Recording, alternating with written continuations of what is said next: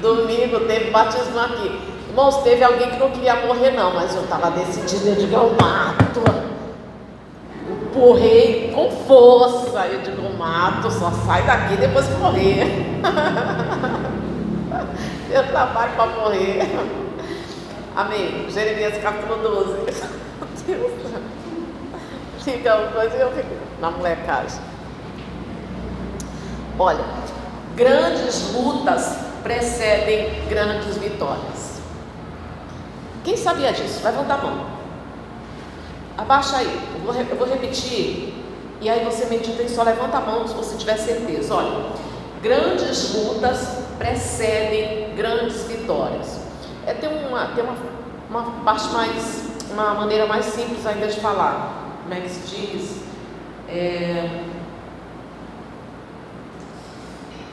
Por detrás de uma grande luta sempre tem uma grande vitória, mais ou menos isso. Mas quem sabia disso? Levanta a mão. Quem sabia? Né? Mas, por mais que a gente saiba, parece que precisa uma pregação de vez em quando vir para lembrar a gente disso, que grandes lutas precedem grandes vitórias. Essa daqui é muito parecida com a mensagem do domingo, é como se fosse uma continuação. Quem assistiu, eu não pôde estar na igreja, mas assistiu já o culto de domingo. Não faça isso, irmãos, não faça isso, porque tem algumas pessoas que não estavam aqui domingo e você não sabe o que você está perdendo, porque o Espírito de Deus falou com a igreja dele no domingo. Quem estava aqui no domingo e acredita que eu estou falando a verdade, levanta a mão. Pois é, não faça isso, irmãos. Vai lá, se alimenta, porque é recado de Deus para a igreja, é recado de Deus para mim e para a tua vida. Isso aqui é mais ou menos uma continuação. A gente pega Jeremias capítulo 12, a partir do versículo 1, diz assim, olha: justo és, ó Senhor, quando entro contigo num pleito,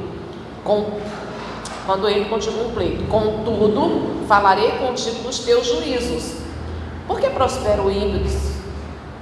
Por que prospera o caminho dos perversos e vivem em paz todos os que procedem perfidiamente?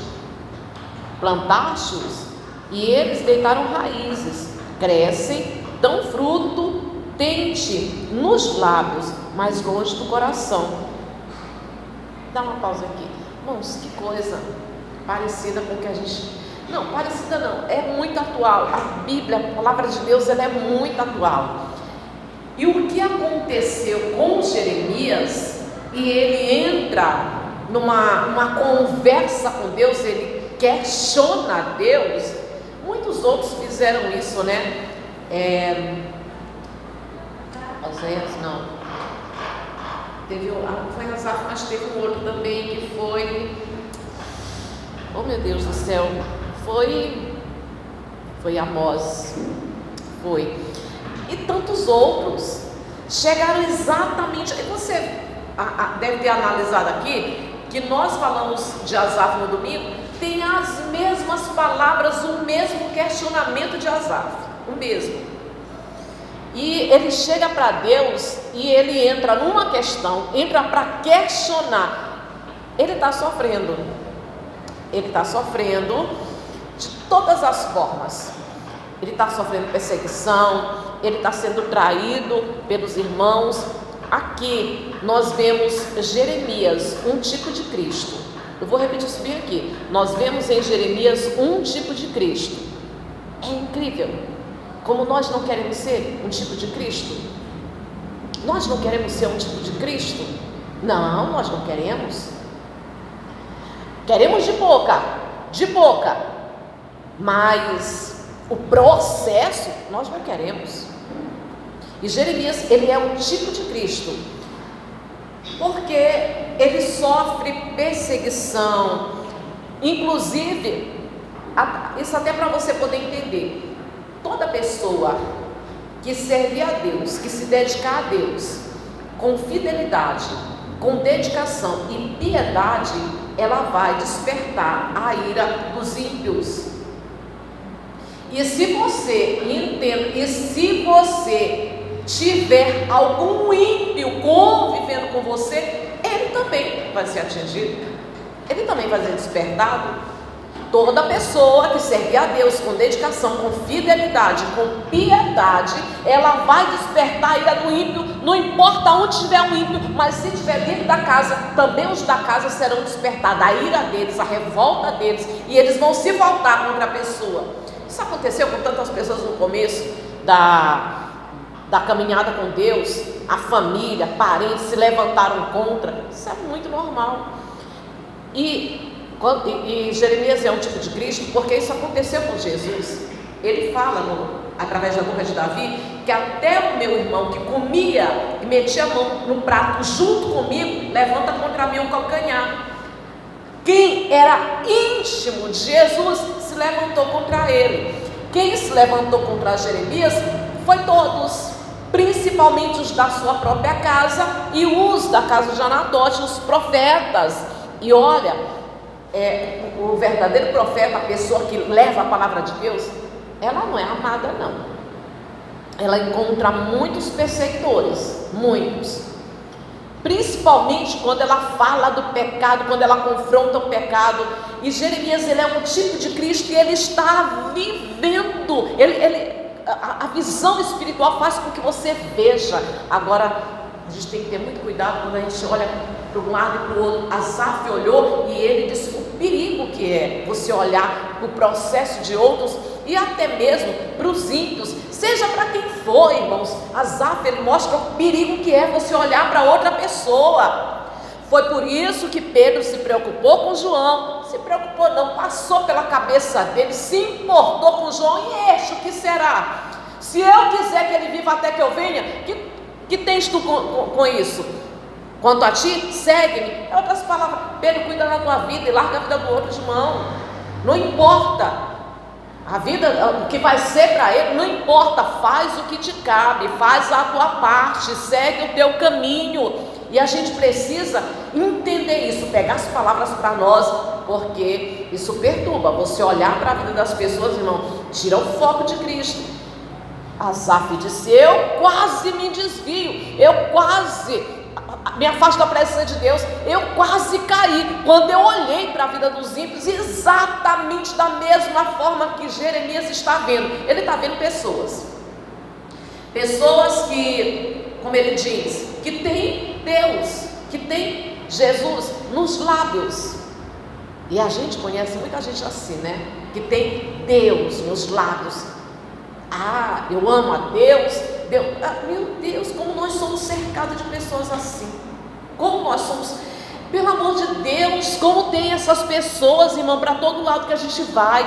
É na vizinhança, é na parentela, é para todo lado que a gente vai, é no teu local de serviço. Você tem pessoas que vivem no pecado, que não servem a Deus, mas fala de Deus, fala que ama a Deus, Deus é tudo na minha vida, eu não sei o que eu seria sem Deus, e fala de Deus o tempo todo, e Deus é tudo para mim, e graças a Deus que Deus é meu Pai, eu creio em Deus, eu confio, e fala de Deus o tempo todo, mesmo sem se submeter, se sujeitar a Deus, através da palavra. A gente convive com essas pessoas, e Jeremias fala, eles te têm nos lábios, mas o coração está longe. Como é que o coração está longe? Porque não se sujeitam, porque não vivem uma vida dedicada a Deus, porque eles não se sujeitam à palavra. Muito pelo contrário, a gente vê eles no pecado, a gente vê eles cometendo pecados. Nós erramos, mas eles amam as trevas, amam o seu pecado, não querem abrir mão do pecado, mas falam de Deus. E Jeremias pergunta para Deus, ele pergunta, por que eles prosperam? E o Senhor plantou, eles criam raiz e dão fruto. A gente tem essa impressão de que o ímpio, os pecadores, aqueles que se prostituem, que adulteram, que fazem maldade, a gente tem essa impressão de que eles estão bem para a vida toda. Eles vivem bem a vida toda. E se for assim, nós vivemos num mundo injusto. Esse mundo é cheio de injustiças. E sim, pode ser que sim, que eles vivam bem para a vida toda. Mas nesse caso aqui, não. No caso dessas pessoas que Jeremias estava, que convivia com Jeremias, eles não iriam viver bem para a vida toda. Jeremias está numa oração com Deus, e a oração de Jeremias seria respondida, ou seja, foi respondida quando os caldeus invadiram, quando eles foram levados cativos, quando os inimigos vieram e assolaram a cidade e levaram todos eles cativos. Mas até que isso acontecesse, Jeremias falava de Deus e todo mundo ignorava, estavam muito bem e aparentemente felizes. E aí, deixa eu pegar mais uma coisa aqui.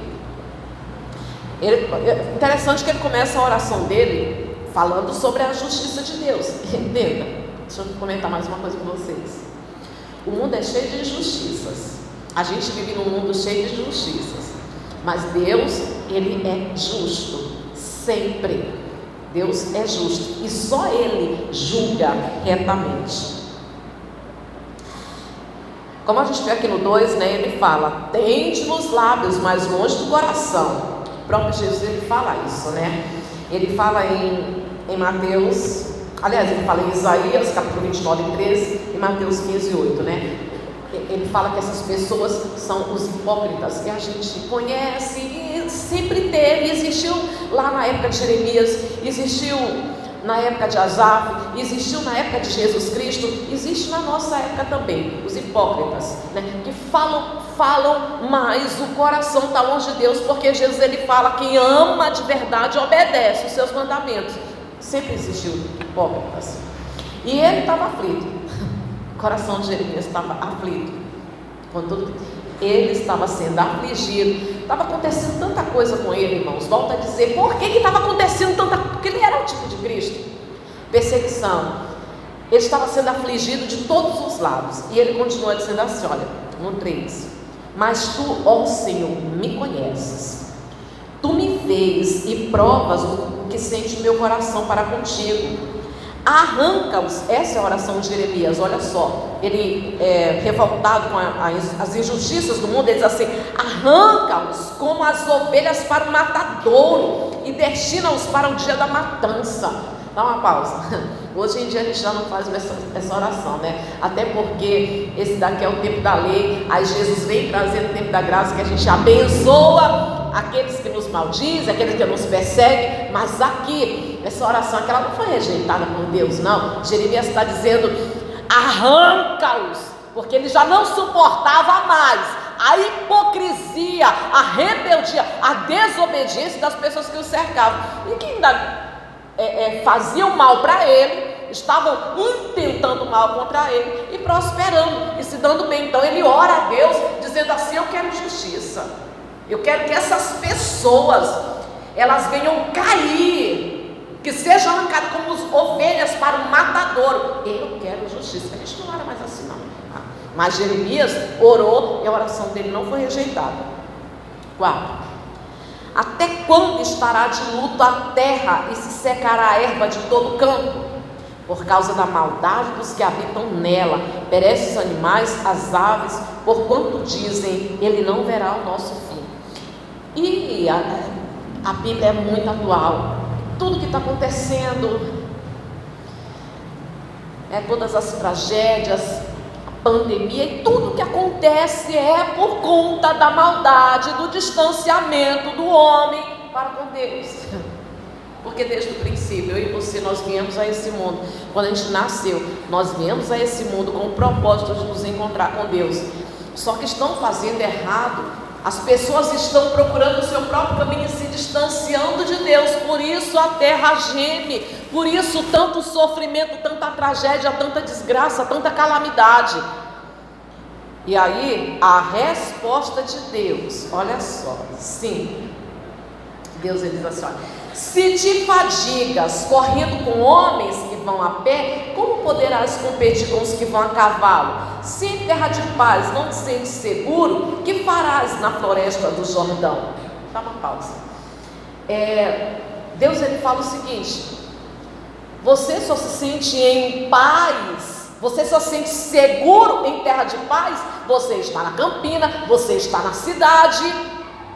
Então o que dirá Quando era no mês de maio, abril e maio, o Jordão ele transbordava. E o perigo se tornava muito maior, porque era uma área cheia de leões e de animais ferozes. E Deus ele fala assim: se os filisteus, em outras palavras, se os filisteus, os edomitas e os amonitas, vocês acharam, olha só, você achou que eles era difícil, eram invencíveis, só que eles foram vencidos. O que dirá os caldeus, que são mais numerosos e mais poderosos? Deus estava falando: Jeremias, você está reclamando, você não imagina que vem uma luta muito maior pela frente. Você está reclamando agora por causa de perseguição, por causa de aflição, de injustiça. Você está reclamando agora porque você não faz ideia o que ainda vem pela frente. E a gente às vezes estamos reclamando, mas olha, se você, as experiências, porque tem gente que não quer ter experiência, tem gente que não quer ter experiência, mas as experiências, os que são experientes, eles sabem que o nosso caráter, ele foi forjado, ele foi tratado. Houve as maiores mudanças que aconteceram no nosso caráter, foi em tempos de provação e em tempos de aflição. Só as pessoas que são experientes vão entender isso, que as maiores mudanças do nosso caráter aconteceram exatamente em tempos de provação, em tempos de grande luta, em tempos de aflição. E Deus, ele diz assim: Jeremias, você nem sabe o que vem pela frente.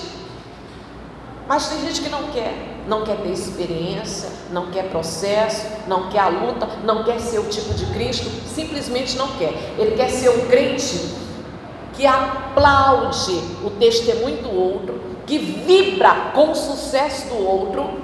Olha só, tem muito crente assim, que aplaude os testemunhos, que vibra com o sucesso do outro, para a conversão da família, para a conquista de emprego, para a vida financeira abençoada, e muitas vitórias, vê os outros obter vitória, e ele aplaude, ele glorifica pela vitória do outro. Mas por que ele não tem? Porque tudo nessa vida tem um preço, e as grandes vitórias exigem também um preço, grande sacrifício. Mas o que a pessoa pensa? Ela é acomodada e ela não quer passar pelos processos para obter vitória.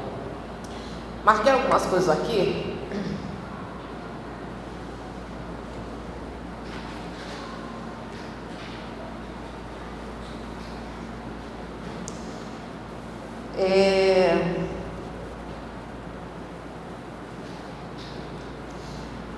Tem um pregador, eu não me lembro agora o nome dele, não lembro o nome dele. Ele disse assim, eu achei realmente muito interessante. Ele diz assim: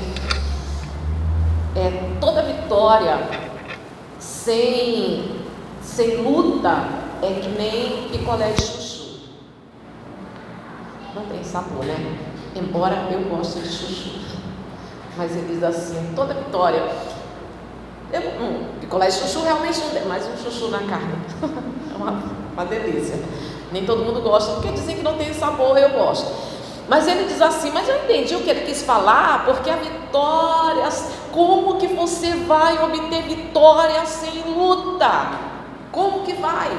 Não tem vitória sem luta. Agora, para você poder entender, para ficar mais fácil você entender, olha só, eu escrevi uma coisa aqui, para nós termos um caráter aprovado por Deus, só através das experiências.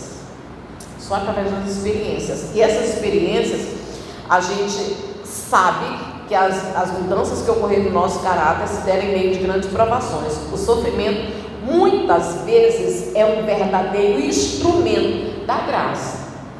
Deixa eu repetir isso aqui. O sofrimento muitas das vezes é um verdadeiro instrumento da graça. Por que é da graça? Porque a gente, eu não sei você, mas se não é assim, você tem que aprender a sofrer. Se não está sendo assim para você, se não foi, você tem que aprender a sofrer. que eu já aprendi. Eu aprendi a sofrer. Quando está doendo, quando eu estou chorando, quando está machucando, quando eu me sinto quebrada, sabe o que eu faço? Eu dobro o joelho, vou para a presença de Deus, eu choro feito uma criança, mas eu digo para Ele, me dá força. Lava o rosto, levanta e prossiga. Eu aprendi a sofrer. Então você tem que aprender, por que é um instrumento da graça? Porque pode doer, pode machucar, pode quebrar do jeito que for, mas você nunca vai ficar sem a graça de Deus, nunca vai sofrer sozinho, você nunca vai ficar caído, nunca vai ficar no chão. Por isso é um instrumento da graça. O sofrimento muitas vezes é o verdadeiro instrumento da graça. Reduz em nada, olha só, reduz em nada o orgulho do soberbo e a autossuficiência do arrogante. Esse processo, sabe, que vai mudando o nosso caráter, ele é muito dolorido. E aí eu vou confessar uma coisa para vocês, porque eu acho que vai ajudar alguns de vocês. Eu sempre tive problema com orgulho. Entre alguns erros e alguns pecados que ficam impregnados na alma, portanto Deus até fala para Jacó, purifica, né? Quando Deus ele fala, vai, constrói o altar e purifica. A purificação, irmãos, é quando tira os pecados impregnados na alma. E entre os pecados impregnados na alma, o que mais me perturbou, que me levou às lágrimas muitas das vezes, foi o orgulho. Porque há muito tempo eu prego o Evangelho, e cheguei a pregar o Evangelho numa época em que quase ninguém pregava. Inclusive as pessoas falavam assim, né, aqui é só a senhora, eu vejo que nenhuma, as pessoas dizem assim, eu nunca conheci, chamei o pastor, meu esposo também, né? Eu nunca conheci nenhuma esposa, a senhora é a única que prega. E eu escutava muita coisa. E o meu jeito de brincar, de sorrir, de passar pelas pessoas e brincar, e conversar, e falar, e cumprimentar, chegou uma época em que muita gente não fazia isso. Acho que vocês até chegaram a conhecer alguém assim, sabe? Que termina o culto, às vezes bota alguém para terminar, se tranca, e se alguém quiser falar, tem que pedir, né, permissão para ir, para conversar, passa rapidinho, vai, não cumprimenta ninguém. E eu convivia com muitas pessoas assim, muitas pessoas assim, sabe? Que não cumprimentava, que não ia, que não sorria. E o meu jeito, as pessoas sempre falavam assim, eu gosto da senhora porque a senhora é diferente, porque a senhora é humilde. Só que essas coisas acabavam levantando o meu ego. E eu tive muito problema com isso. Eu chorava para Deus, eu chorei muito para Deus, para Ele tirar, porque eu reconhecia, eu sabia que tinha orgulho na minha alma. E eu sei que Deus ele foi tratando esse orgulho quando Ele foi me quebrando em pedaços. Muitas das vezes eu me vi quebrada, destruída por perseguição, por difamação, por pessoas tentando me falar, por tantas coisas, por rejeição, e tantas coisas que eu já passei na minha vida, mas foi a forma de Deus me quebrar, para me deixar mais humilde, para quebrar o orgulho que estava impregnado na minha alma. Estou curada? Não sei, algumas coisas mudaram, mas então, se não, eu ainda estou no processo. Mas o nosso caráter dia a dia é forjado através do sofrimento. Entenda, se ninguém lutar, chorar, for aos pés de Jesus, buscar, jejuar, não tem casamento transformado. Outra pessoa vai fazer e você vai, glória a Deus, quando vê a pessoa servindo a Deus, é um casamento transformado. Quando vê a família convertida, aí você está lá. Mas sabe por quê? Porque começa a doer um pouquinho, já está reclamando. Porque começa a machucar um pouquinho, já está reclamando. Mas grandes batalhas procedem grandes vitórias. A gente passa por uma batalha e a gente tem que pensar. Que Jesus ele fala que a perseverança está lá em Mateus capítulo 24. Salvo aquele que perseverar até o fim. Salvo aquele que persevera. Perseverar em meio à luta. A perseverança, ela exige a mente e o coração.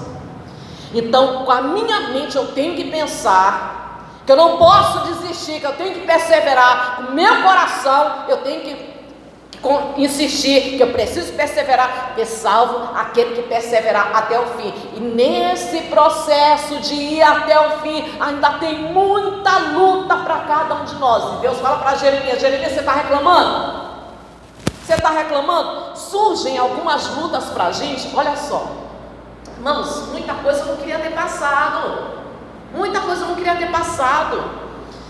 Mas um sábado de manhã, um exemplo, né? Um sábado de manhã eu fui fazer uma visita.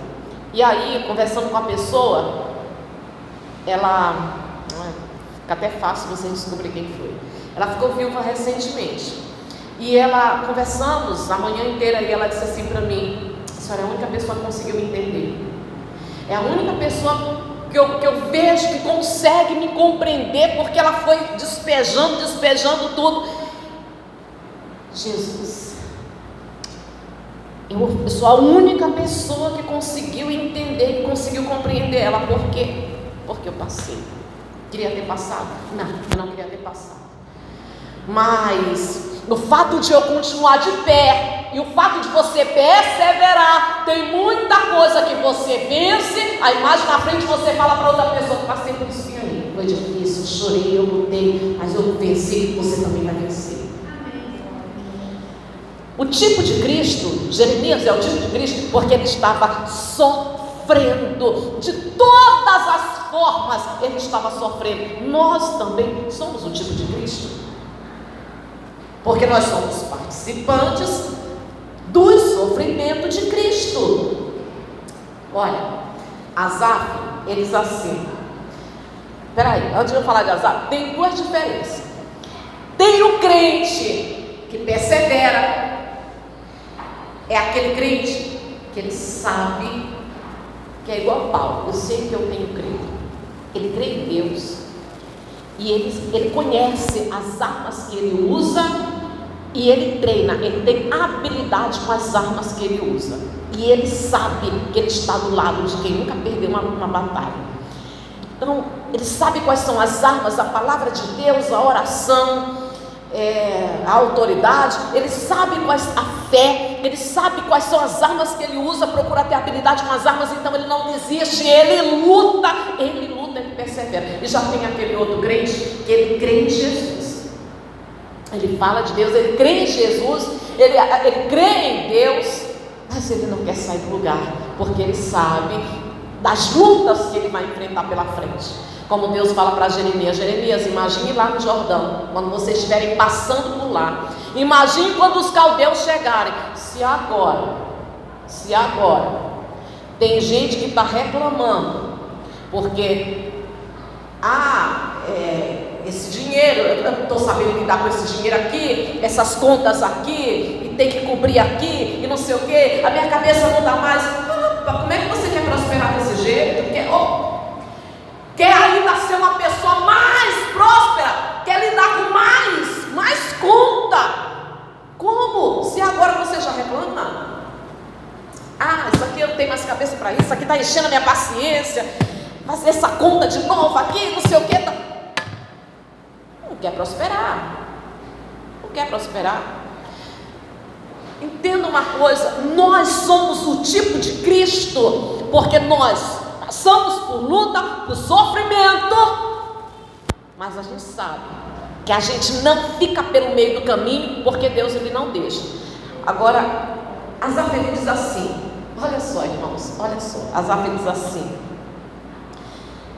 ele entrou no santuário de Deus, e Deus mostrou para ele o fim das pessoas que estavam ao redor dele. Olha só, ele compreendeu e Deus revelou, ele teve visão espiritual do fim das pessoas que estão ao redor dele. Asaf não tinha o conhecimento que eu e você tem, tá? Ele não tinha esse conhecimento todo, essa riqueza de conhecimento que nós temos, que é o Antigo e o Novo Testamento, que não falta mais nada, está completo para a gente poder crer em Deus até o fim. E ele diz assim que ele viu tudo, o fim deles. Jeremias não viu. Jeremias, naquele momento ali, naquele momento ele não viu que o fim deles viria mais na frente.